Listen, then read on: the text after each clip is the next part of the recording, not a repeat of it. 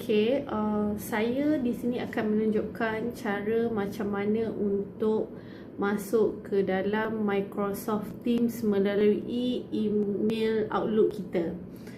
Seperti yang kita maklum, UPNM telah menyediakan Outlook sebagai satu medium untuk menghantar email lah. So sebenarnya melalui situ kita ada akses terhadap all apps dekat sini, which is ClassNote, Class Notebook, Dynamic 365, Excel and others. So now yang saya nak fokus pada hari ini adalah untuk menggunakan Microsoft Teams, di mana Teams digunakan untuk membolehkan kita membuat classroom kita sendiri ataupun our own community. So this is how ini adalah cara untuk kita create kita punya community ataupun classroom. First, kita akan pergi untuk create team dekat sini. So ada actually 4 jenis team, iaitu classroom, kelas. Biasanya kelas ni digunakan untuk kita masukkan student kita. Second, professional learning community. Biasanya PLC ni digunakan sebagai pensyarah ataupun professional group untuk ada perbincangan. Seperti misalnya sekiranya satu subjek digunakan oleh a few pensyarah, so PLC community actually can share notes dan sebagainya lah. Staff and others, sekiranya kita ada club kita sendiri, study group kita sendiri atau special interest group sendiri, so kita boleh create kat sini. Tapi hari ni fokus kita adalah untuk kelas team type lah. So bila kita nak create, kita just can add our apa-apa nama, misalnya TML 3353, and then we just can click next. Bila seterusnya dia akan terus pop up untuk either kita add student dan teachers. So misalnya satu subjek tu ada a few teachers, so kita boleh add on ada teachers dalam tu. Dan student pula, kebiasaannya saya tak add satu-satu sebab kita ada banyak student. So if nak add sampai 60 ke 30 student dalam satu masa adalah mengambil masa yang panjang. So kita just bolehkan skip dan kemudian kita akan add menggunakan link.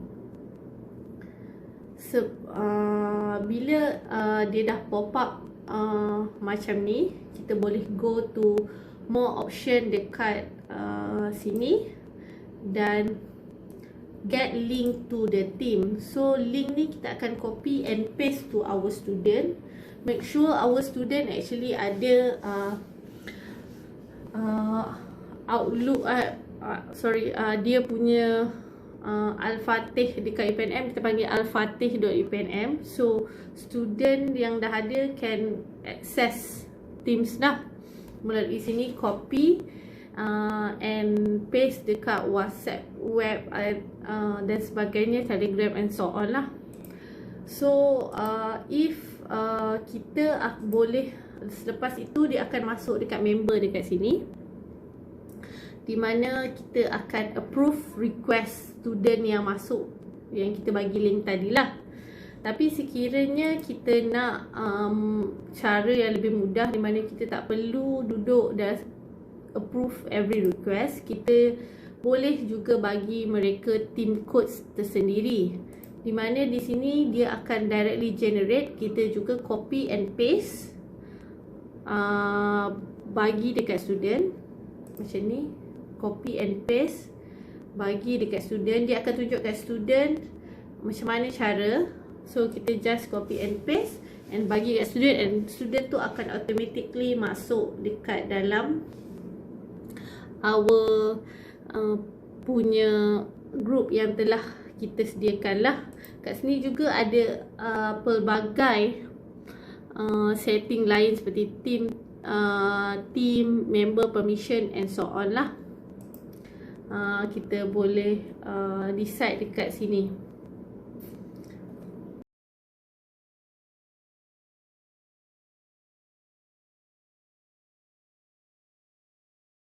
Yang ini sebenarnya kita menggunakan web browser.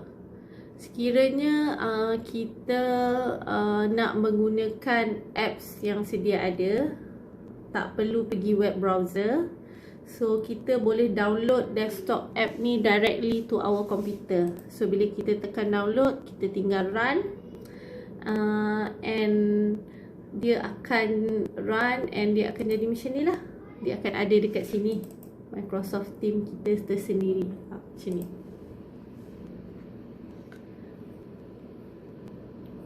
So macam tadi saya dah ada TML 3353. So saya bagi satu contoh di mana satu grup yang saya telah gunakan untuk pembelajaran saya sendiri.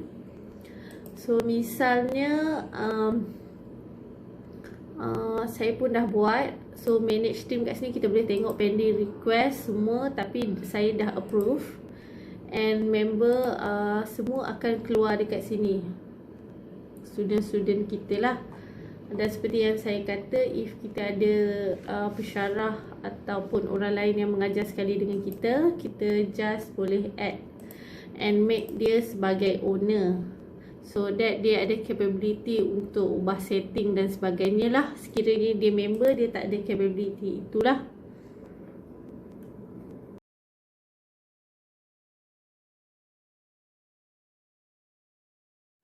Kebiasaannya kita juga boleh chatting. Dekat post ni kita boleh chat dengan student kita.